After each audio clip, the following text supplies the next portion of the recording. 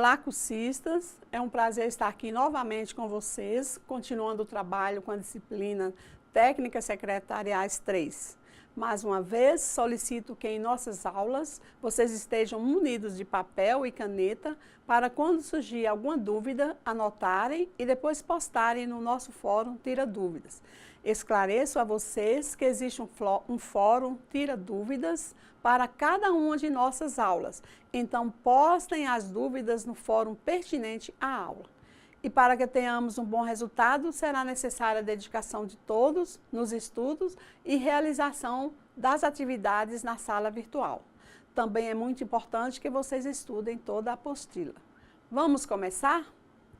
Nessa segunda unidade de estudos, serão discutidos os seguintes assuntos: trabalhando para vários executivos, ergonomia aplicada à área secretarial, cultura organizacional, conflitos organizacionais, gestão do terceiro setor e atuação secretarial.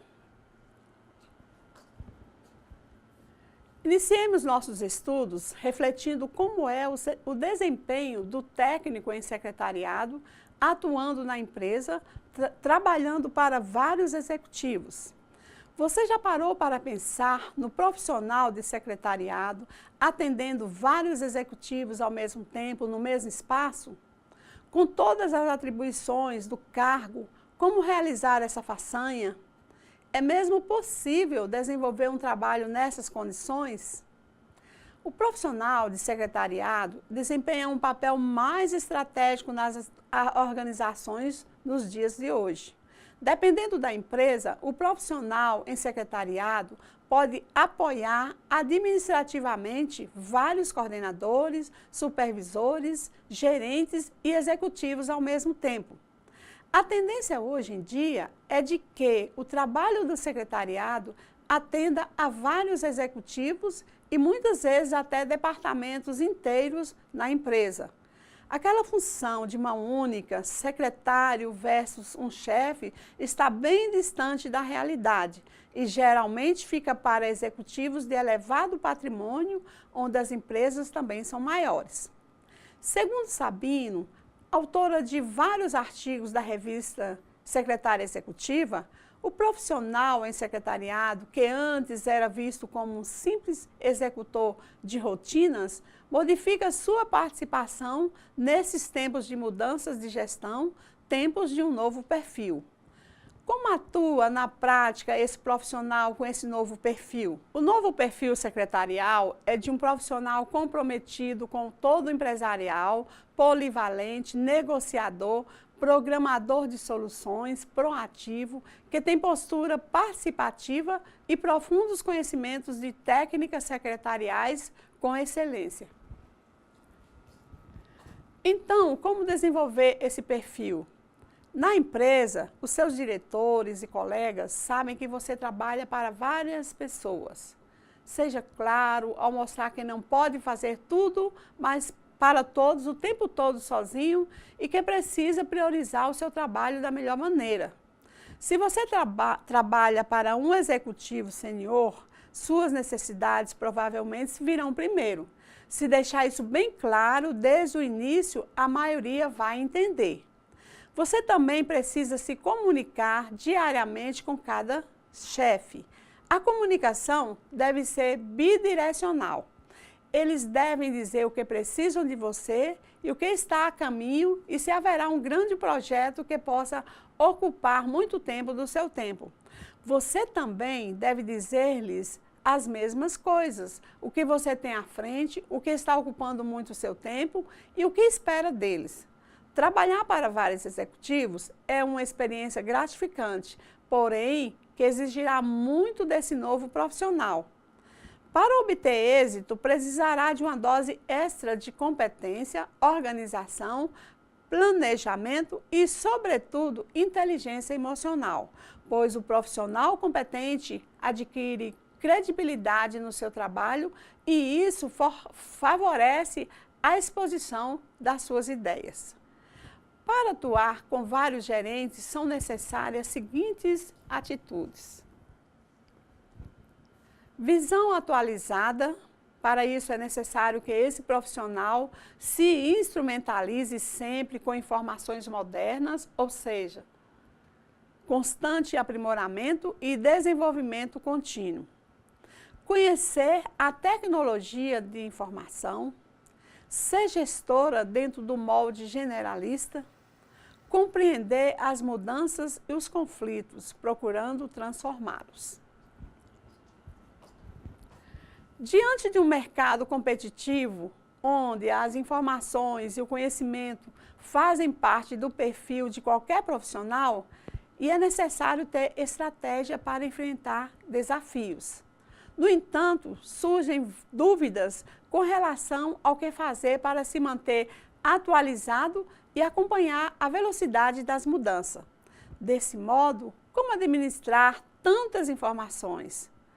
Vale a pena investir em conhecimento, já que as mudanças estão rápidas demais? O que se pode fazer para estar pronto para o mercado de trabalho? Conforme vimos em aula anterior, a competência se faz necessária para que tudo funcione bem. Vejamos agora alguma dessas competências. Para obter êxito, o secretário precisará de competência, organização, planejamento e inteligência emocional. A competência técnica compreende administração, organização, idiomas, informática. Administração. O secretário deve ser capaz de planejar e administrar não só o seu próprio tempo e tarefas, mas também o desenvolvimento do trabalho da sua chefia ou departamento. Organização.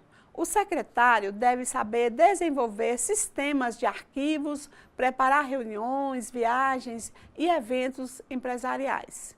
Idiomas. Dominar mais de uma língua hoje é uma necessidade e faz parte dos currículos dos cursos de secretariado. Informática. Impossível falar em rotina administrativa sem considerar o relevante papel da informatização. O secretário tem no computador a sua maior ferramenta para otimizar suas tarefas, reduzindo o tempo de execução e aprimorando resultados. A competência interpessoal compreende iniciativa e consciência de responsabilidade, mostrando uma personalidade aberta, íntegra, que não pensa apenas de maneira analítica, porém reage a desafios de maneira flexível, desenvolve suas atividades de maneira amigável, decisiva, criativa, resistente em picos de trabalho e dá valor a uma aparência externa bem cuidada. A competência social compreende a comunicação, seja oral, escrita, gestual, visual ou informatizada. Essa competência é responsável pelo sucesso nos relacionamentos. É importante salientar que a postura do secretário na condução de uma equipe pode provocar o real engajamento dos subordinados no objetivo da empresa. Para facilitar o trabalho com vários gerentes, vejamos agora algumas dicas. O planejamento é fundamental. O secretário que atende mais de um executivo tem que ser super organizado. Deve ser capaz de planejar tudo meticulosamente e não pode dar chance ao azar. Criar listas de tarefas e prazos é crucial, pois esse é o seu conhecimento do negócio. Se você sabe quais são suas tarefas, fica muito mais fácil priorizar e saber o que é importante. Você também tem que organizar seus executivos ou gerentes para que eles possam planejar com antecedência o que irão precisar de você. Parece complicado, mas vale a pena. Se você tiver vários chefes e um deles for totalmente desorganizado, que solicita tudo de última hora, determine prioridades. Quais são os trabalhos de que você deve cuidar primeiro? Você e seus chefes têm um entendimento de quais situações são prioritários? Se você tem que fazer algo urgente, é importante e sabe que isso irá beneficiar a empresa toda. Por exemplo, uma apresentação para um cliente, então essa é prioridade para uma empresa e não apenas para um chefe em particular. Se nesse mesmo tempo outro executivo solicitar outro trabalho, é preciso lembrá-lo que todos vocês compartilham dos mesmos objetivos e que o cliente vem sempre em primeiro lugar.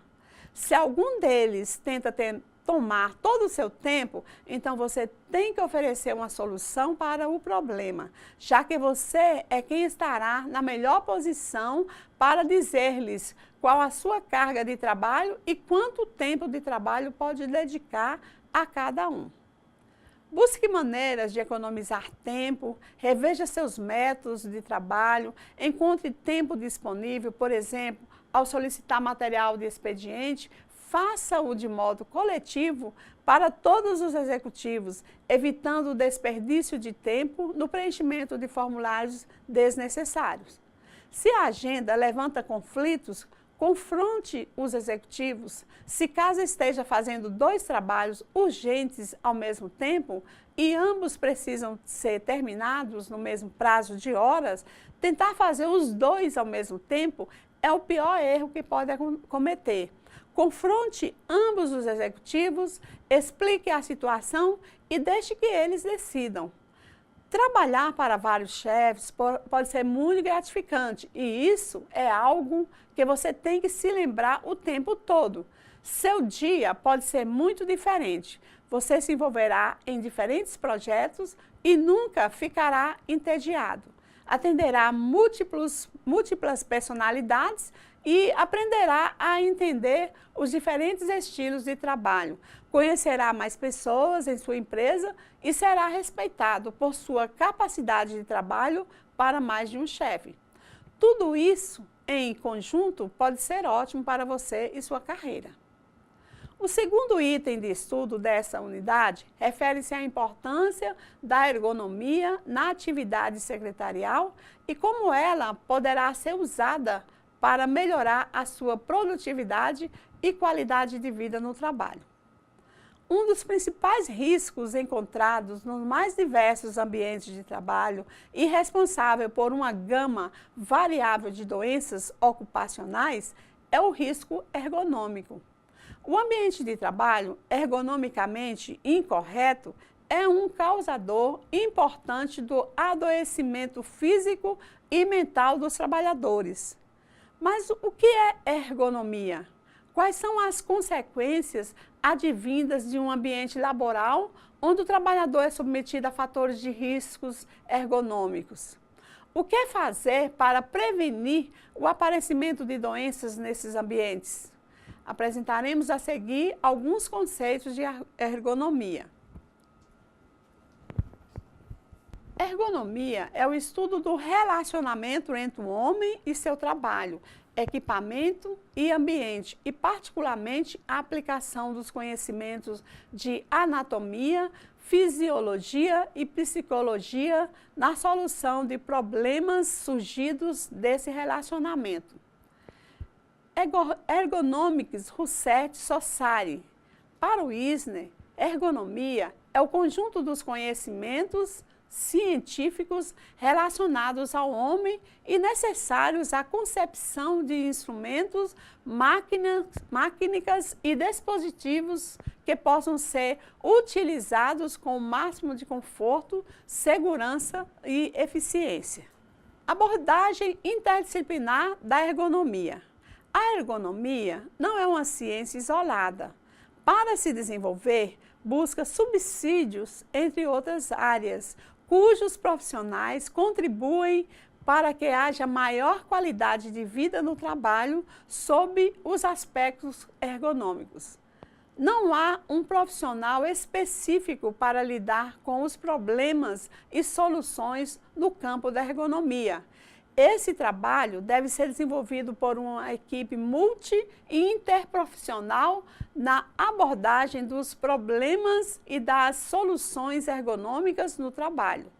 Equipe multiprofissional composta por pessoas de diferentes espécies que se complementam, tais como médico do trabalho, podem ajudar na identificação dos locais que provocam acidentes ou doenças ocupacionais. Analistas do trabalho ajudam nos estudos de métodos, tempos, postos de trabalhos. Psicólogos envolvidos em seleção e treinamento de pessoal podem ajudar na implantação de novos métodos. Engenheiros podem ajudar, sobretudo, nos aspectos técnicos, modificando máquinas e ambientes de trabalho.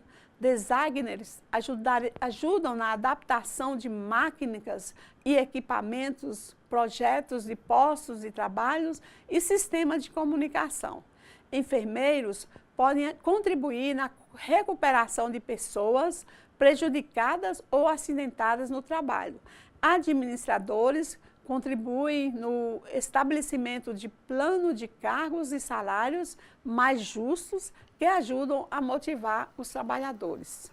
A prevenção dos problemas causados pela utilização continuada do computador pode estimular os trabalhadores a evitarem comportamentos graves, a adotarem algumas atitudes corretas no local de trabalho. A prevenção é a palavra de ordem, por isso a empresa deve se preocupar em usar todos os seus canais de comunicação para alertar os trabalhadores sobre a importância de seguir as normas de segurança com os equipamentos e postura adequada para o ambiente laboral. O que se pode entender por ergonomia preventiva? Estudo do posto de trabalho na sua fase de projeto, atualizado ao longo do tempo, que pode mantê-lo tanto quanto possível adequado às necessidades e características das pessoas que ali trabalham.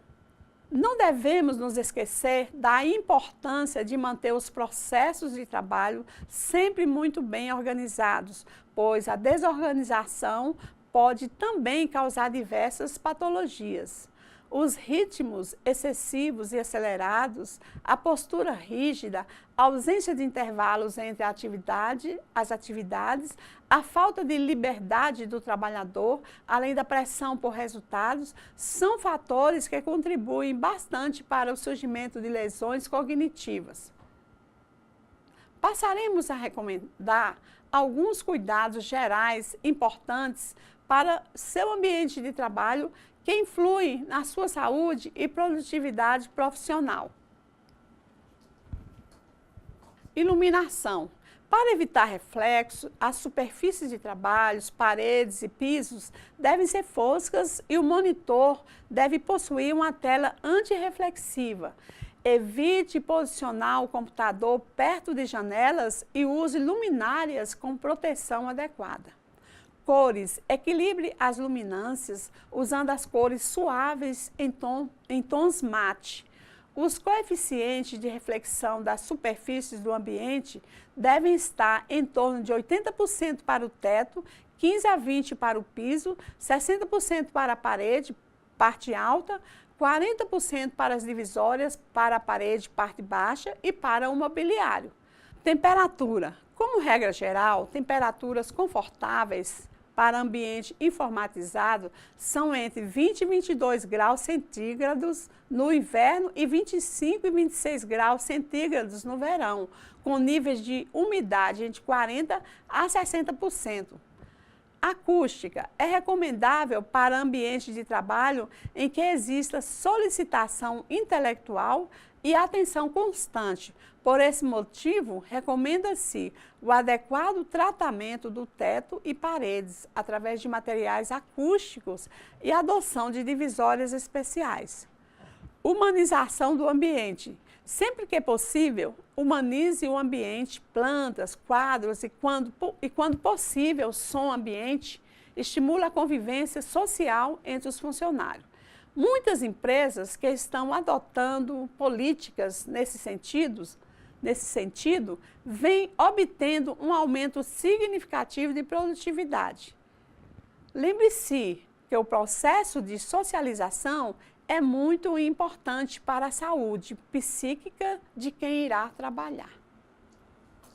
Portanto, pode-se concluir que a aplicação da ergonomia ao trabalho visa basicamente o aumento do conforto, a diminuição de lesões e o aumento da produtividade. Estudamos nesta aula sobre a ergonomia, seu significado, sua importância, quais profissionais trabalham com ela e como o técnico em secretariado deve aplicá-la no seu ambiente de trabalho para melhoria da qualidade de vida.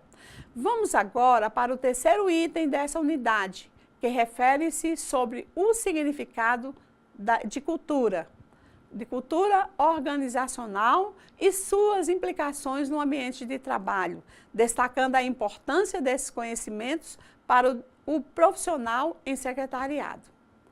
Uma empresa é composta essencialmente por pessoas, e essas devem ser balizadas por sua cultura organizacional, que, por sua vez, consiste nas crenças, valores, regras de conduta, morais e éticas e ainda em princípios e políticas de gestão implantadas pela organização. Estes elementos evidenciam a importância da cultura organizacional de uma empresa como o alicerce de suas ações e práticas de gestão de pessoas e resultados. Toda empresa, seja qual for seu tamanho, tem sua política organizacional e, ainda que ela não seja clara, é a partir desta cultura que os colaboradores são orientados para a realização de suas tarefas. Conceituação da cultura satisfaz as necessidades materiais e psicossociais. A forma pela qual uma comunidade define seu perfil, padrões de comportamento socialmente transmitidos, significados sociais, conhecimento em detalhes de literatura, música, pintura. É um conceito antropológico que comporta múltiplas definições. Para alguns, a cultura é a forma pela qual uma comunidade satisfaz as suas necessidades materiais e psicossociais. Implícita nessa ideia está a noção de ambiente como fonte de sobrevivência e crescimento. Para outros, cultura é a adaptação em si, é a forma pela qual uma comunidade define seu perfil, em função da necessidade de adaptação ao meio ambiente. Função da cultura organizacional. A cultura organizacional define a maneira como os integrantes da organização devem interagir entre si e com o mundo externo. Define a convivência interna, possibilita a solução de conflitos, define a avaliação de resultados, de recompensas e punições, define ainda a convivência externa, regula as relações com os outros grupos e com o ambiente externo à empresa. A cultura organizacional no Brasil. Para Freitas, nosso país é caracterizado por uma distância de poder muito grande, embora perca para as demais sociedades da América Latina, com exceção da Argentina. A forma como trabalhadores executivos são tratados parece, de um lado, basear-se em controles do tipo masculino, o uso da autoridade, e de controles do tipo feminino, o uso da sedução. Mota e Caldas apresentam, no quadro abaixo, os traços e características-chave que influenciam a cultura organizacional no Brasil. Hierarquia. Conferindo centralização de poder nas mãos dos governantes e a subordinação aos governados. Personalismo. Os brasileiros são conhecidos por seu calor humano no tratamento pessoal. Evitamos ao extremo as soluções violentas, preferimos a conciliação à amizade. Somos definidos como um povo acolhedor, hospitaleiro e generoso no afeto. Malandragem, o famoso jeitinho brasileiro, é um modo até de sobrevivência. Somos conhecidos fora do país por uma capacidade de adaptação, por buscarmos soluções originais e por sermos dinâmicos e flexíveis. Sensualismo, além do próprio carnaval, que teve origens religiosas, as festas de São João ligam-se às funções afrodisíacas desse popularismo santo. É o santo casamenteiro. Nossas danças e música e também nossa culinária é carregada de estímulo ao amor e fecundidade. Basta observar os nomes beijinho, véu de noiva, casadinho, amor em pedaços, espera marido e etc. Aventureiro, o brasileiro busca limitar seu foco a perspectivas de proveito material que deem retorno a curto prazo. Assim, se apega gostosamente à ociosidade, declarando: deixa para amanhã. A cultura organizacional define a maneira como os integrantes da organização devem interagir entre si e com o mundo externo. Define a convivência interna, possibilita a solução de conflitos, define a avaliação de resultados, de recompensas e punições. Define ainda a convivência externa, regula as relações com os outros grupos e com o ambiente externo à empresa. O que é cultura real e cultura ideal em uma determinada organização? A cultura real são padrões ocultos. A transmissão para o recém-admitido é feita de forma quase clandestina e de maneira informal. Conversas e conselho dos funcionários mais antigos, muitas vezes desconhecida pelos diretores e proprietários. Cultura ideal são padrões ostensivos. É observada pela rigidez na estruturação burocrática. As características da organização são abertamente mostradas. Nessa situação, a cultura é formal. Ainda nessa unidade, vamos refletir sobre os conflitos organizacionais. Estudaremos o conceito de conflitos, como eles se dão no ambiente de trabalho e como deve o técnico em secretariado lidar com essa situação. Você sabe o que é um conflito? Já vivenciou um conflito em âmbito organizacional? Sabe como fazer para se proteger? Não há dúvida que o trabalho diário dos gerentes está intensamente baseado nas relações pessoais e na troca de informações. No entanto, as relações pessoais também abrem as portas para possíveis diferenças e discórdias no ambiente de trabalho, causando dificuldades que afetam não somente o que as pessoas podem realizar no seu trabalho, mas também a sua satisfação. Conflitos organizacionais são discussão acompanhada de injúrias e ameaças, desavença, guerra, luta, combate, colisão, choque, o elemento básico determinante da ação dramática, a qual se desenvolve em função da oposição e luta entre diferentes forças. Por que o conflito surge? Por interesses, também por diferenças de personalidade, existência de atividades interdependentes no trabalho, metas diferentes, recursos compartilhados, diferenças de informação e percepção, dentre outras. Um conflito frequentemente surge com uma pequena diferença de opinião, podendo muitas vezes se agravar e tornar-se uma hostilidade franca e que leve a um conflito destrutivo entre duas pessoas ou grupos. O que fazer? Como administrar os conflitos? Quanto maior o nível que o conflito atinja, independente do tipo de conflito, maior será a dificuldade para solucioná-lo. Se o conflito é ignorado ou reprimido, ele tende a crescer e se agravar.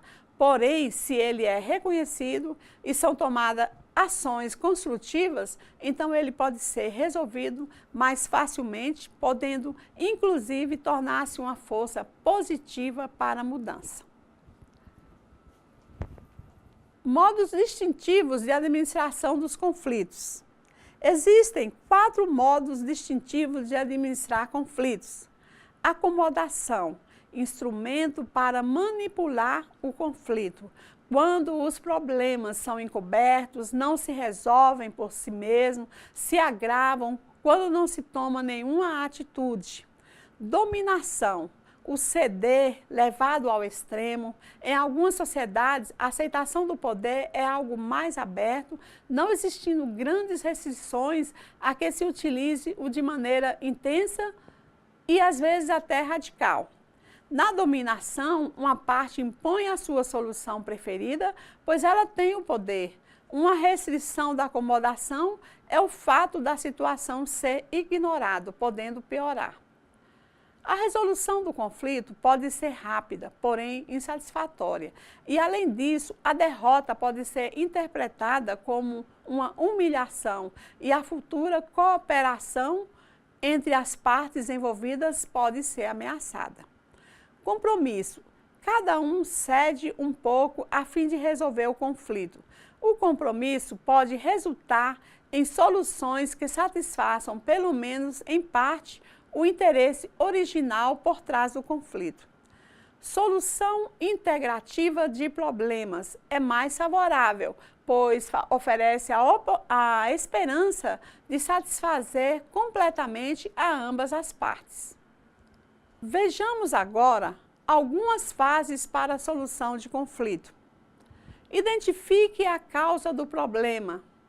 Procure soluções não culpados. Analise e escolha a melhor solução.